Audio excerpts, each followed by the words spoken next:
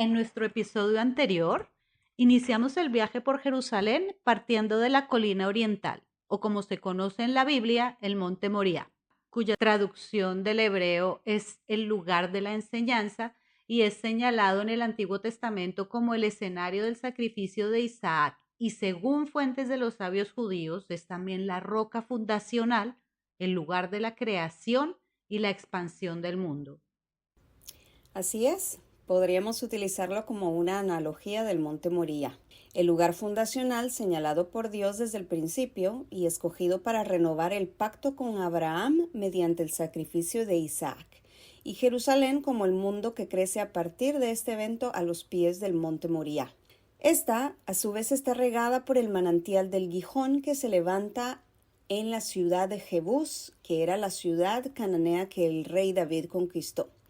Y justamente utilizando el túnel que llevaba de ese manantial a la ciudad fue como este mismo rey logró conquistar Jebús. Allí estableció la capital de su reino, construyó su palacio y compró la era de Ornán para construir el templo de Jerusalén. En la primera parte también mencionamos las fuentes que proporcionan evidencias arqueológicas y textuales de la existencia de Jerusalén, confirmando que la ciudad ya era una entidad reconocida y habitada desde al menos el segundo milenio antes de Cristo, si bien la Biblia nos lleva mucho más atrás en el tiempo. Hoy continuaremos nuestro especial acerca de la ciudad santa, partiendo desde la construcción del primer templo y hasta su destrucción. Acompáñenos en este viaje. Hablemos de Jerusalén desde el inicio. Parte 2. El primer templo.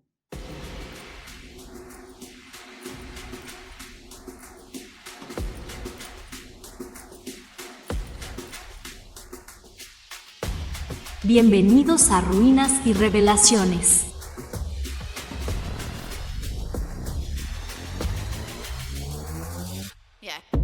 Ajusta tus auriculares, ponte cómodo y acompáñanos en este viaje a través de las ruinas del pasado y las revelaciones del presente.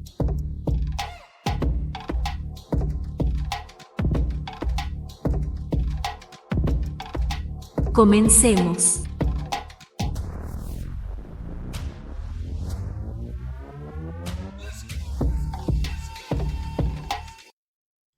Hola, bienvenidos. Yo soy Gloria Sánchez, Y yo soy Evelyn Lufán. tus anfitrionas y guías en este fascinante viaje a través del tiempo. Gracias por unirte de nuevo a nosotros.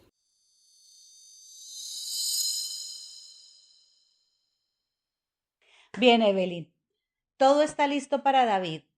Ya puede construir el templo de Dios. Pero Dios le dice que al ser un hombre de guerra, pues sus manos están manchadas de sangre, no podrá hacerlo. Y deja el privilegio de construir el templo para su hijo Salomón.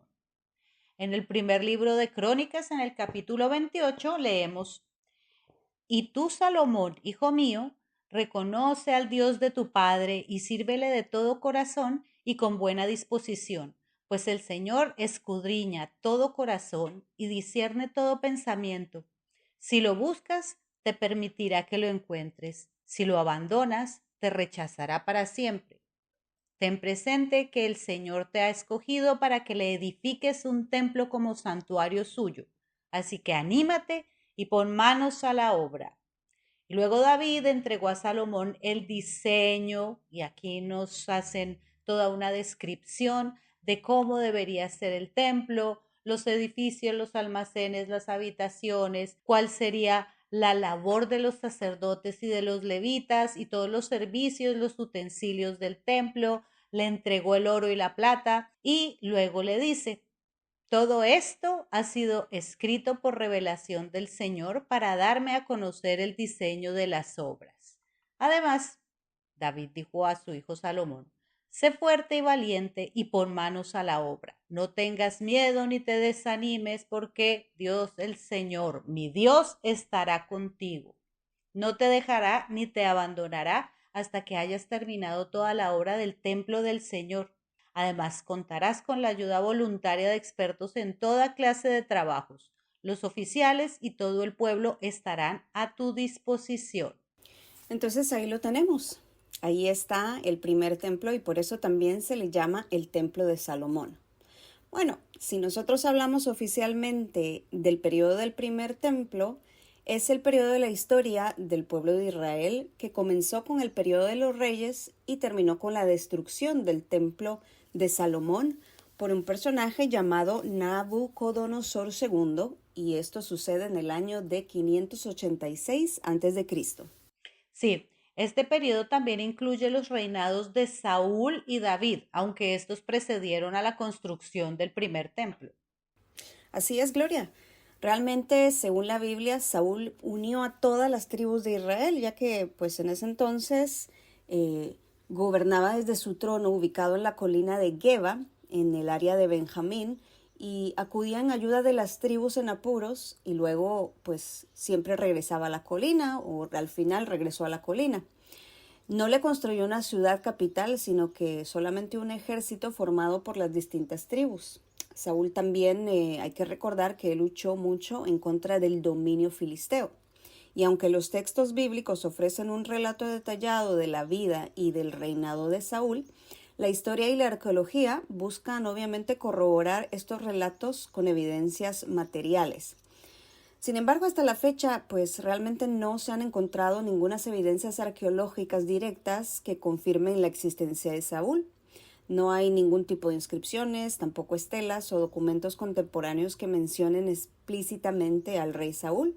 Sin embargo, cuando nosotros vamos a las excavaciones en sitios atribuidos a la época, nosotros hablamos aproximadamente del siglo XI a.C., ahí es donde se ha revelado pues algunos restos de asentamientos y fortificaciones que coinciden con la descripción bíblica del periodo de los primeros reyes de Israel. Hay algunos sitios como el sitio de Gibea, en la moderna llamada Tel el Ful, que se menciona en la Biblia pues como una ciudad que era la capital del rey Saúl. Las excavaciones también nos han revelado algunos restos de una estructura que algunos arqueólogos interpretan como el palacio del rey Saúl. Aunque la identificación no es definitiva, los restos corresponden a la época y a la descripción bíblica. También podemos recordar el valle de Elá. Ahí es donde se enfrenta David con Goliat. Pues este lugar que ha sido excavado y pues con su conexión directa con Saúl son un poquito difíciles de establecer debido a la falta de inscripciones o artefactos específicos. Al final, pues si nosotros seguimos en la historia, Saúl pues pierde la monarquía y al final el rey David es ungido y nombrado rey de Israel por el profeta Samuel. Ahora estamos de regreso a los días del rey David. El reino se expande significativamente. David conquista los reinos vecinos de Amón, Moab, que están hoy en día en Jordania, Aram, Damasco en el norte, Aram Suba y más. Y hace de Jerusalén, la cual conquistó de manos de los jebuseos, la capital de su reino. La dinastía de la casa de David reinó en Jerusalén durante unos 400 años. El sucesor de David, ya lo dijimos, fue su hijo Salomón, quien estableció el estatus de Jerusalén y construyó el primer templo. Pero para construir es necesario invertir y para invertir es necesario generar dinero. Los proyectos de construcción de Salomón condujeron finalmente a la división del reino, ya que exigían fuertes impuestos a las distintas tribus, lo que no se exigía a la tribu de Judá debido a su cercanía a la casa real. Ahora ya estoy entendiendo un poco, Gloria. O sea que el asunto de las ventajas para los amigos viene desde la antigüedad. Y también parece ser que las divisiones por política, porque esto fue lo que sucedió a continuación. Roboam, el hijo de Salomón, no heredó obviamente el carisma de su padre, ni mucho menos el de su abuelo. No es un buen rey. Es cruel con la gente, hace que surja otro líder de repente llamado Jeroboam, que junto a otros hombres importantes van a verle y le piden, entre otras cosas, que pues baje un poco los impuestos, pero este no escucha, se hace un poco más cruel que antes y por eso la gente de 10 tribus elige como rey a Jeroboam. Únicamente las 2 tribus de Benjamín y Judá, ellas seguían teniendo a Roboam como rey. Jeroboam no quiere que su pueblo vaya a Jerusalén a adorar en el templo y por eso pues se pone a construir 2 becerros de oro para que la gente del reino de las 10 tribus adore ahí. En un momento pues el país se llena de delito y violencia. Hay que recordar que la capital del reino de Israel fue en el área de Samaria, precisamente la ciudad de Siquem o la ciudad de Sicar, establecida durante el reinado del rey Omri. Nosotros estamos hablando de aproximadamente el año 881 a.C. Así es. A partir de ese momento, los libros de Reyes y de Crónicas están llenos de relatos que hablan de los reyes del norte por un lado y los reyes del sur por el otro, qué tan buenos o malos fueron y qué tanto se acercaron o se alejaron de la voluntad de Dios y por ende pagaron las consecuencias. Pasan muchos reyes y dentro de los relatos se mencionan lugares concretos que podemos visitar en Israel o en territorios palestinos, lugares que concuerdan con las descripciones bíblicas. Por ejemplo, Jeroboam I, Ahab y Ezequías son 3 reyes importantes que jugaron roles cruciales durante el periodo de la monarquía de Israel y Judá. Jeroboam I estableció el reino del norte y sus prácticas religiosas. Ahab es recordado tanto por su prosperidad económica como por su idolatría y conflictos con los profetas. Ya seguramente le estaremos dedicando un capítulo completo a la historia de Ahab con el profeta Elías. Y Ezequías es conocido por sus reformas religiosas y su defensa contra los asirios. Sus reinados dejaron un impacto duradero en la historia y en la religión del antiguo Israel. Ahora, poco a poco las cosas se van poniendo más interesantes porque conforme avanzamos cronológicamente se han encontrado más pruebas arqueológicas, físicas, que respaldan el contenido de los hechos narrados en la Biblia. Obviamente no podemos mencionarlos todos, pero intentaremos al menos señalar los que tienen relación con Jerusalén porque es nuestro tema actual. Así es, Gloria. Y pues bueno, si nosotros nos vamos a tocar el tema arqueológico conectado pues con la historia bíblica, nosotros vamos a empezar a hablar de 3 sitios arqueológicos. Estos 3 son sitios que pertenecen al patrimonio de la humanidad, o sea, pertenecen a la UNESCO. Y estos pues han sido excavados en diferentes etapas y han arrojado muchísimas pruebas de la existencia del reino norte de Israel. Nosotros hablamos de un lugar llamado Tel Hazor, al norte del mar de Galilea, donde se ha encontrado la ciudad cananea de Hazor, que es mencionada ya en el libro de Josué.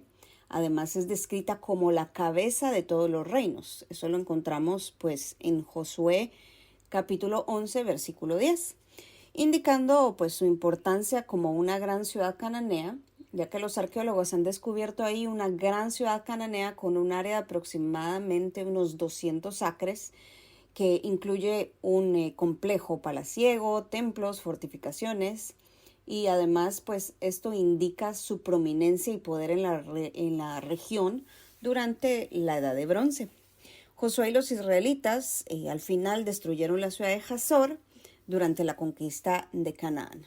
Y recordando pues este mismo texto bíblico que viene de Josué, pues nos dice lo siguiente: y volviendo Josué, tomó en el mismo tiempo a Hazor, mató a espada a su rey, pues Hazor había sido antes cabeza de todos los reinos. Y mataron a espada a todo en cuanto ella tenía vida, destruyéndolo por completo, sin quedar nada que respirarse. Y a Hazor pusieron fuego. En las excavaciones también se ha revelado una capa de destrucción significativa de más o menos el siglo XIII a.C. Y esto precisamente coincide con el periodo de la conquista bíblica que escuchamos un poquito atrás. Esta destrucción en los restos arqueológicos es evidente, ya que ahí se encontraron muchos restos carbonizados de edificios, artefactos, cosas pues que son visibles en muchas de las capas arqueológicas excavadas, y esto pues ha llevado a que el sitio, por eso, por su fuerte conexión bíblica y arqueológica, sea considerado como uno de los patrimonio de la humanidad en Israel. En Primera de Reyes, capítulo 9, versículo 15, se menciona que el rey Salomón fortificó Hatzor junto con otras ciudades clave. Las excavaciones han identificado una serie de fortificaciones y puertas que datan del siglo X a.C., que es la época atribuida al rey Salomón.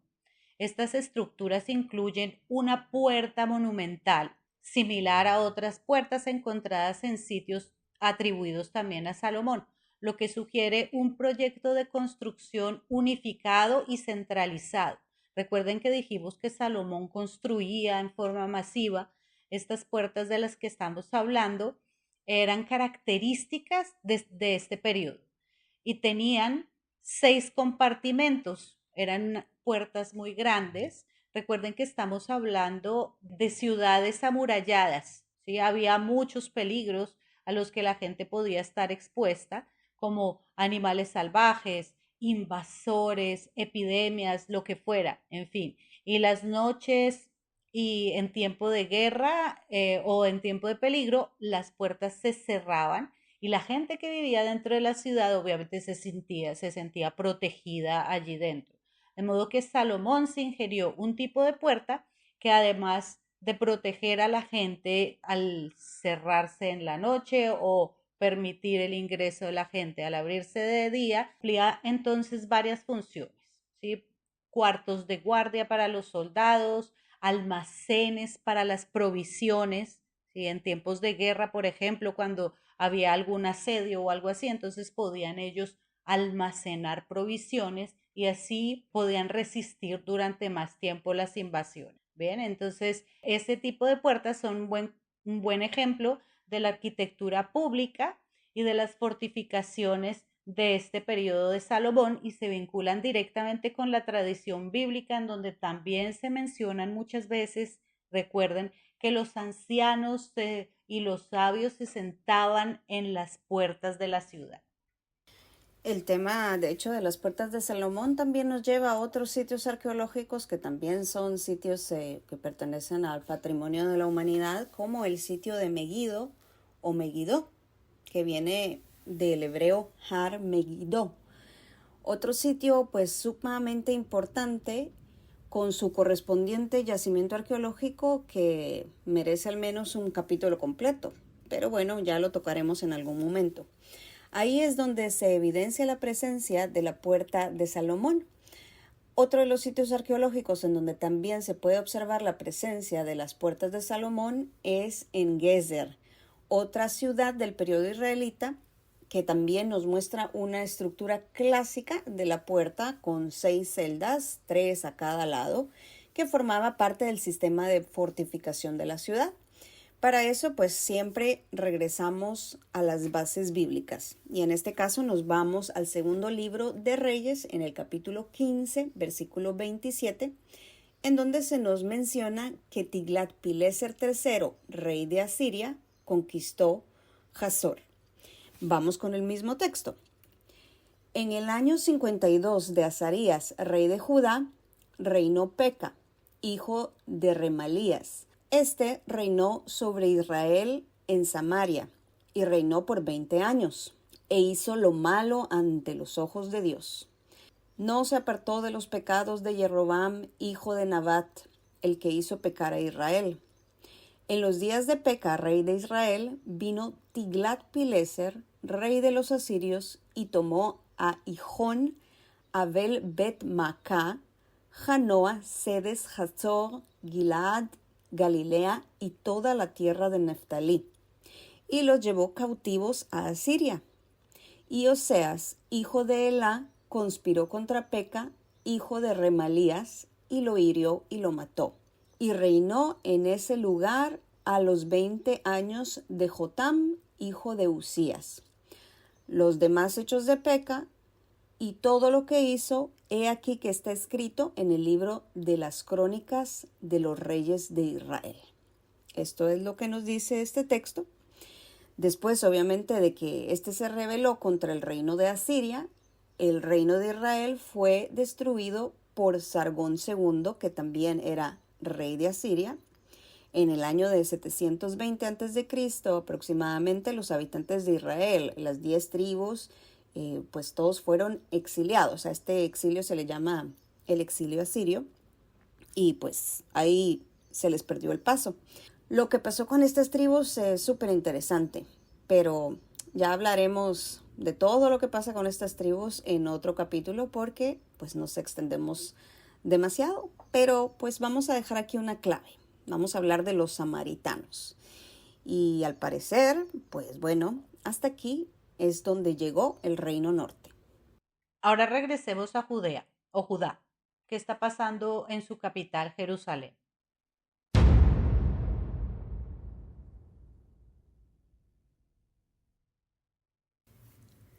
El reino de Judá sobrevivió más de 130 años después de la destrucción del reino de Israel. Recordemos que durante el siglo VII a.C., el imperio asirio colapsó y el reino de Judá se encontró bajo la amenaza creciente del imperio babilónico. Nabucodonosor II, que reinó desde el 605 al 562 aproximadamente antes de Cristo, él expandió su imperio y buscó consolidar su dominio sobre el Levante, y esto incluía pues el área de Judá. Mientras tanto, a lo largo del periodo del Hierro, la segunda parte del periodo del Hierro, hubo gran crecimiento de la ciudad de Jerusalén, probablemente por la eficacia política de los reinados largos de Ezequías, de Menasés, de Josías, que generaron un cierto desarrollo económico y también por la llegada de población procedente del Reino del Norte. Después de la destrucción del Reino del Norte, mucha gente vino a Judea a refugiarse. Al parecer, la ciudad ocupaba unas 65 hectáreas y sumando los nuevos barrios que estaban fuera del perímetro de la muralla, alcanzaría unas 100 hectáreas. Hablamos de unos entre 20 a 30.000 habitantes. La llegada de Babilonia es un poco escalonada. Está narrada en los libros de los reyes y en los libros de las crónicas de los reyes, y según el capítulo 36 del segundo libro de crónicas, después de la muerte del rey Josías, a manos del faraón Necao en Megido, reinó su hijo Joacás durante 3 meses y fue depuesto por Necao, que era otra constante amenaza para los judíos. Estamos hablando de Egipto, que permanece como una fuerte potencia todavía. Necao estableció a Eliakim, hermano de Joacás, y le cambió el nombre a Joacim. Joacim tenía 25 años y reinó en Jerusalén por 11 años, y como hizo lo malo ante los ojos de Dios, entonces en el año 597 a.C. llega Nabucodonosor II a Jerusalén. Estamos hablando ya del rey de Babilonia, y la sometió a una capitulación que obligó a los habitantes a pagar tributo.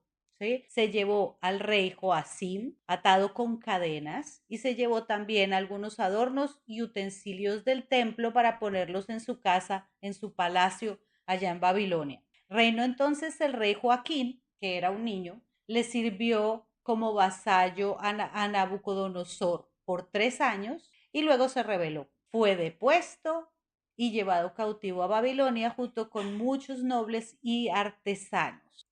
Acto seguido, Nabucodonosor instaló a Sedequías, su hermano, el hermano de Joaquín, otra vez como rey vasallo. El vasallaje era una forma de contrato bilateral, ¿sí? En donde las dos partes ganaban algo. El vasallo tenía que jurarle fidelidad a un señor, a un rey, en este caso Nabucodonosor, y se comprometía a darle apoyo político y militar, y a cambio recibía pues todo el control y la jurisdicción del área. En este caso le permitían ser rey de Jerusalén. Sedequías entonces, como dice en la Biblia, hizo lo malo ante los ojos de Dios, no le hizo caso a Jeremías, que era el profeta en esta época, y se rebeló contra Nabucodonosor. posiblemente influenciado por alguna alianza fallida con Egipto. En respuesta a la rebelión, Nabucodonosor marchó nuevamente contra Jerusalén en el año 588 antes de Cristo y sitió la ciudad durante aproximadamente un año y medio. Imagínense ustedes un año y medio la gente encerrada dentro de los muros de la ciudad y los soldados de Nabucodonosor fuera esperando cómo invadir la ciudad. La Biblia y otras fuentes descubren las condiciones terribles dentro de la ciudad durante el asedio, incluyendo el hambre extrema y las enfermedades, hasta que finalmente los babilonios rompieron las murallas de la ciudad en el 9 de Tamuz, aproximadamente el mes de julio del año 586. Saquearon y destruyeron a Jerusalén. El templo de Salomón, el palacio real y muchas casas fueron quemadas y arrasadas y la mayoría de la población fue deportada a Babilonia. Solo los más pobres fueron dejados para trabajar la tierra. Muchos de los líderes y nobles de Judea fueron ejecutados en Ribla, al norte de Damasco, bajo las órdenes de Nabucodonosor. Y con esto nos vamos de nuevo a la base bíblica, dirigiéndonos precisamente al segundo libro de los Reyes, en el capítulo 25, en donde se nos dice lo siguiente. Aconteció a los 9 años de su reinado, en el mes 10, a los 10 días del mes, que Nabucodonosor, rey de Babilonia, vino con todo su ejército contra Jerusalén y la sitió, y levantó torres contra ella alrededor. Y estuvo la ciudad sitiada desde el año 11 del rey Sedequías. A los 9 días del cuarto mes prevaleció el hambre en la ciudad, hasta que no hubo pan para el pueblo de la tierra. Abierta ya una brecha en el muro de la ciudad, huyeron de noche todos los hombres de guerra por el camino de la puerta que estaba entre los dos muros, junto a los huertos del rey, estando los caldeos alrededor de la ciudad, y el rey se fue por el camino de Araba. El ejército de los caldeos siguió al rey y lo apresó en las llanuras de Jericó, habiendo sido dispersado por su ejército. Preso, pues el rey le trajeron al rey de Babilonia en Ribla, y pronunciaron contra él sentencia. Degollaron a los hijos de Sedequías en presencia suya, y a Sedequías le sacaron los ojos, y atado con cadena lo llevaron a Babilonia. Y nos dan la fecha, en el mes quinto, a los 7 días del mes, siendo el año 19 de Nabucodonosor, rey de Babilonia, vino a Jerusalén Nabuzaradán, capitán de la guardia, siervo del rey de Babilonia, y quemó la casa de Dios y la casa del rey, y todas las casas de Jerusalén, y todas las casas de los príncipes quemó a fuego, y todo el ejército de los caldeos que estaba con el capitán de la guardia, derribó los muros alrededor de Jerusalén, y a los del pueblo que habían quedado en la ciudad, a los que se habían pasado al rey de Babilonia y a los que habían quedado de la gente común, los llevó cautivos Nabuzaradán, capitán de la guardia. Mas de los pobres de la tierra dejó Nabuzaradán, capitán de la guardia, para que labrasen las viñas y la tierra. La élite de Judá fue llevada a Babilonia, comenzando el periodo conocido como el exilio babilónico. Este exilio tuvo un profundo impacto en la identidad y en la religión del pueblo judío. Nabucodonosor nombró a Agdalia ben Ahiam como gobernador sobre el remanente, sobre la gente que quedó en Judá, dice el relato bíblico, y al pueblo que Nabucodonosor, rey de Babilonia, dejó en la tierra de Judá, puso por gobernador a Gedalias, hijo de Ahicam, hijo de Safán. Y oyendo todos los príncipes del ejército, ellos y su gente, que el rey de Babilonia había puesto por gobernador a Gedalias, vinieron a él en Mizpe, Ismael, hijo de Netanías, Johanán, hijo de Carea, Seraías, hijo de Tanhumet, Netofatita, y Joasanías, hijo de un Macateo, y ellos con los suyos. Entonces, Gedalias les hizo juramento a ellos y a los suyos y les dijo, no temáis de ser siervos de los caldeos, habitad en la tierra y servid al rey de Babilonia y os irá bien. Mas en el séptimo vino Ismael, hijo de Netanías, hijo de Elisama, de la estirpe real, y con él 10 varones, e hirieron a Gedalías, y murió, y también a los de Judá, y a los caldeos que estaban con él en Mizpa.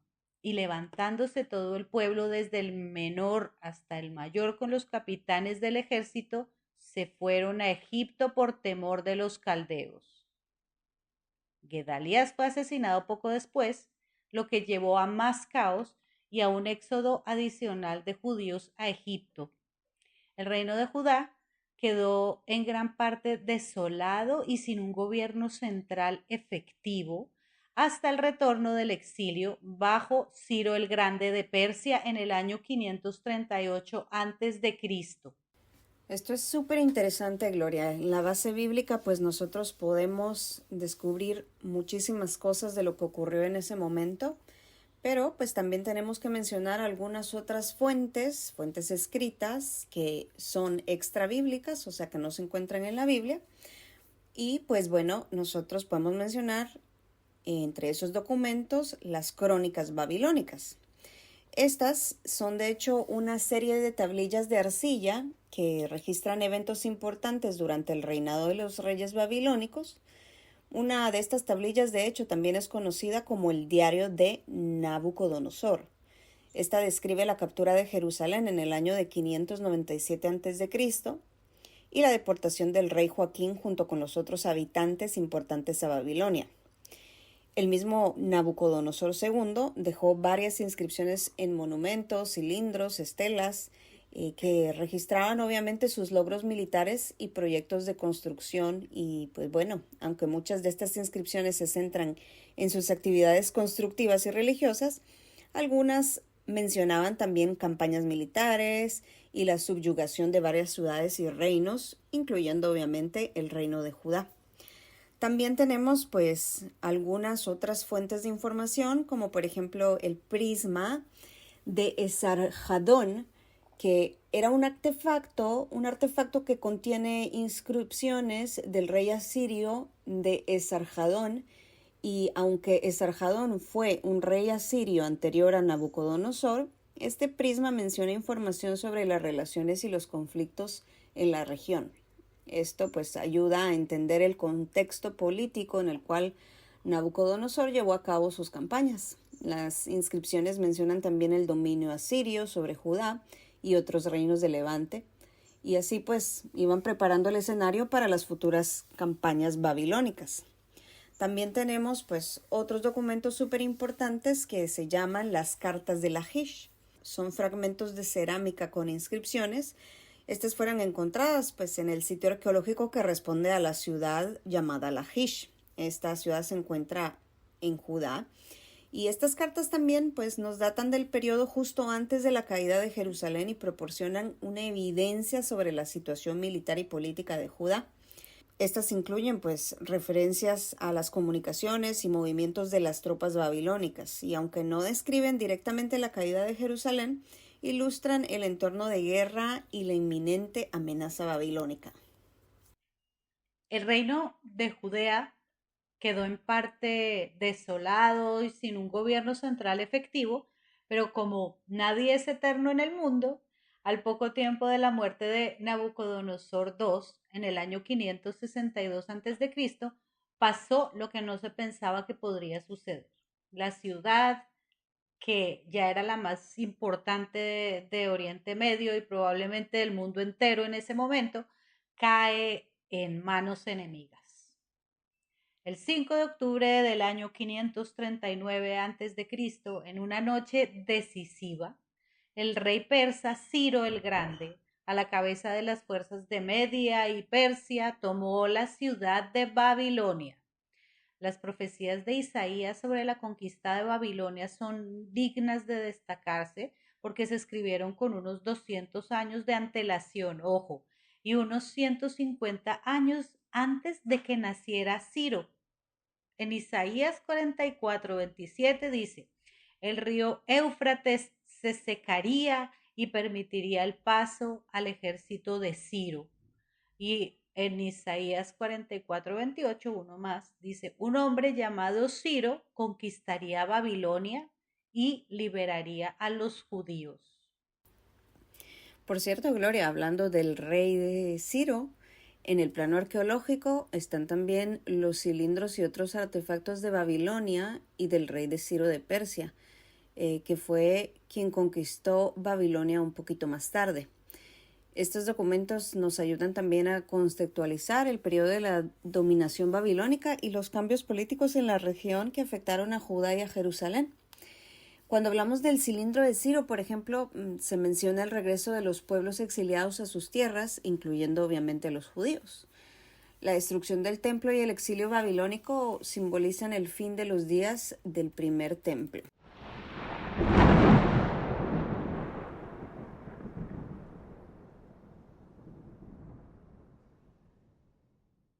La Biblia nos ofrece un relato detallado y multifacético de la conquista de Jerusalén por Babilonia y el exilio subsiguiente. Recordemos que desde los libros históricos como Reyes y Crónicas, y si vamos hasta las profecías y lamentos en Jeremías, Ezequiel y Lamentaciones, estos textos ofrecen una visión muy rica y profunda de uno de los periodos más significativos en la historia de Israel. Por ejemplo, el libro de Lamentaciones escrito por Jeremías. Allí hay una división de opiniones. Que lo haya escrito Jeremías puede también llevarnos unos minutos de discusión.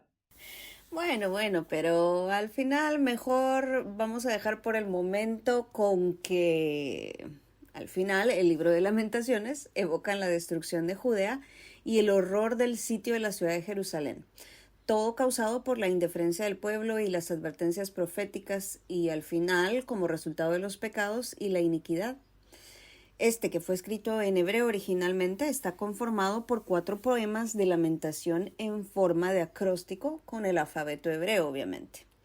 Se llama Eijá, que se traduciría al español así como y como o hay como. En términos arqueológicos, algunos de los artefactos más conocidos nos permiten conectar la Biblia con la arqueología, que es lo que hemos intentado hacer todo el tiempo. Algunos de ellos tienen una mayor importancia puesto que se hallaron en el mismo lugar donde la Biblia los sitúa. Varias inscripciones asirias, incluyendo las de Salmaneser III y Tiglat-Pileser III, mencionan a reyes israelitas como Ahab, Jehú, Menahem y detallan campañas militares en la región, evidenciando la interacción entre Asiria e Israel. Esto, recuerden que estamos hablando de Asiria, entonces es más o menos siglo IX al 7 antes de Cristo. Hay también numerosos sellos y bulas, que son sellos de arcilla, que fueron encontrados en varias excavaciones, como los de Laquish, que ahora Evelyn habló, otros en Jerusalén, y llevan los nombres de funcionarios y reyes mencionados en la Biblia, como Ezequías y Josías. Las ostracas de Samaria, que son del siglo 8 antes de Cristo, entonces más o menos antes de que destruyeran el reino de Israel. Son inscripciones también en cerámica que documentan transacciones administrativas y tributarias, reflejando una administración organizada en esa época. Todas estas pruebas arqueológicas e históricas, aunque no siempre mencionen a los reyes de Israel o de Judá específicamente por su nombre, nos ofrecen un contexto sólido y verificable sobre la existencia y la organización de la monarquía israelita, porque nombran sus ciudades, por ejemplo. Y a través de estas fuentes se puede reconstruir una imagen coherente de la época de los reyes de Israel y Judea. Regresando un poco hacia la ciudad de David, donde todo empieza, pues en las excavaciones arqueológicas también se han desenterrado decenas de fragmentos de cerámica con inscripciones en hebreo antiguo. La mayoría de estas inscripciones pues datan de los siglos VIII y VI antes de Cristo y muchos de ellos pues se llevan los nombres de altos funcionarios de la época, del reino de Judea, y en la Biblia pues obviamente se mencionan varios de estos nombres que se encuentran en estos sellos antiguos, como por ejemplo los nombres de algunos ministros reales. Entre estos pues se destacan algunos nombres como Gmariau ben Shafán, mencionado en el libro de Jeremías, cuyo nombre aparece también en un sello descubierto allí, en la ciudad de David. Y pues hay un montón de artefactos que fueron encontrados y realmente pues no terminaríamos de hablar de cada uno de esos descubrimientos. Pero hay otra al menos de la que en realidad vale la pena hablar y es la inscripción de Siloé. Ustedes recordarán que el episodio anterior dijimos que el rey David conquistó la ciudad de los jebusitas entrando por el túnel que ellos mismos habían construido para llegar a su fuente de agua, el manantial Gijón. Pues sigamos ubicados en este punto geográfico. Alrededor del año 700 antes de Cristo, en tiempos del profeta Isaías, cuando el rey de Judea era Ezequías, que era justo, los asirios ya han conquistado el reino del norte y entonces emprenden una campaña para conquistar también el reino de Judea. Regresando a nuestras fuentes bíblicas, según el segundo libro de Crónicas en el capítulo 32, nos dice lo siguiente: después de estas cosas y de esta fidelidad, vino Sanjerib, el rey de los asirios, e invadió a Judá, y acampó contra las ciudades fortificadas con la intención de conquistarlas. Viendo pues Ezequías la venida de Sanjerib y de su intención de combatir a Jerusalén, tuvo consejo con sus príncipes y con sus hombres valientes para cegar las fuentes de agua que estaban fuera de la ciudad, y ellos entonces la apoyaron. Entonces se reunió mucho el pueblo y cegaron todas las fuentes y el arroyo que corría a través del territorio, diciendo: ¿por qué han de hallar los reyes de Asiria muchas aguas cuando vengan? Después, con ánimo resuelto, edificó Ezequías todos los muros caídos y hizo alzar las torres y otro muro por fuera. Fortificó además a Miló en la ciudad de David y también hizo muchas espadas y escudos. Puso a capitanes de guerra sobre el pueblo e hizo reunir las plazas de las puertas de la ciudad y habló al corazón de ellos diciendo: esforzaos y animaos, no temáis ni tengáis miedo del rey de Asiria, ni de toda la multitud que con él viene, porque más hay con nosotros que con él. Con él está el brazo de carne, mas con nosotros está el Señor nuestro Dios para ayudarnos y pelear nuestras batallas. El pueblo tuvo confianza en las palabras de Ezequías, rey de Judá. A pesar de las amenazas de Sanjerib, Dios estuvo del lado de Ezequías y los asirios tuvieron que retirarse. Ezequías entonces, además de haber fortificado los muros de la ciudad, acumuló también mucha riqueza. En el segundo libro de Crónicas, capítulo 32, dice: este Ezequías cubrió los manantiales de Gijón, la de arriba, y condujo el agua hacia el occidente de la ciudad de David. Y fue prosperado Ezequías en todo lo que hizo. En 1880, ahora venimos a la historia reciente. En 1880, históricamente estamos en el periodo turco-otomano, un niño llamado Jacob Eliau estaba jugando con un amigo en un túnel de piedra que estaba ubicado en la parte baja de la colina oriental, ahí en Jerusalén, es decir, en la parte baja del monte Moría. Ellos decidieron comprobar si era posible pasar a lo largo de todo el canal. A 6 metros de la piscina donde desemboca el canal, el niño resbaló y cayó al agua. Cuando se levantó, notó unas letras escritas en las paredes del túnel. Y tal vez este asunto hubiera pasado desapercibido si Jacob hubiera sido un niño común y corriente, pero Jacob era alumno de la escuela de Conrad Schick. Nada más y nada menos, queridos oyentes, que el renombrado investigador, arquitecto y residente alemán en Jerusalén, Conrad Schick.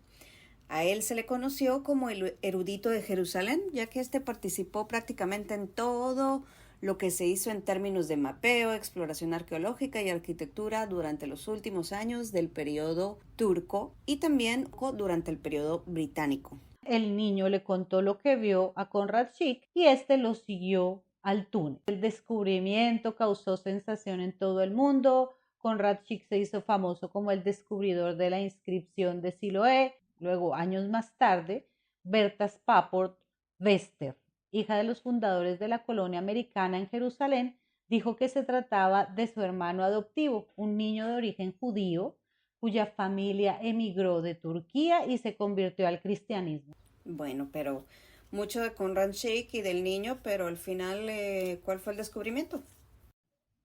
Pues la inscripción de Siloé, que está escrita en hebreo antiguo y grabada en piedra, datada a finales del periodo del primer templo. Aunque es difícil de traducir al español, nos cuenta cómo se encontraron uno con el otro los hombres que estaban excavando el túnel. Obviamente en esta época no habían instrumentos de medición como el día de hoy, entonces ¿cómo excavaron? La reconstrucción de los hechos, según lo que pone en la inscripción, nos presenta la siguiente imagen.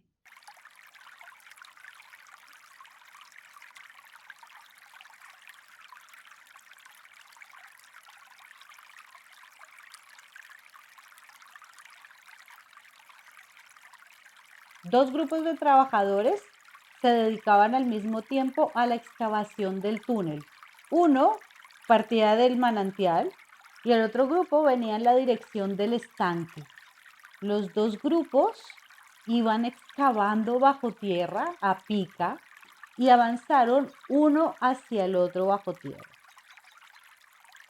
La descripción de los últimos momentos de la cantera transmite el sentimiento de tensión en el corazón de los que estaban excavando. Después de largos días de arduo trabajo, ¿podrían completar la tarea? ¿Se reunirían los grupos? Una emoción muy especial seguramente recorrió el cuerpo de los que estaban trabajando cuando escucharon la voz de un hombre que llamaba a su vecino. Las voces de los talladores que estaban al otro lado del muro, pero debajo de la tierra. Por fin recibieron la señal de que sus esfuerzos no habían sido en vano y de que estaban a un paso de la meta.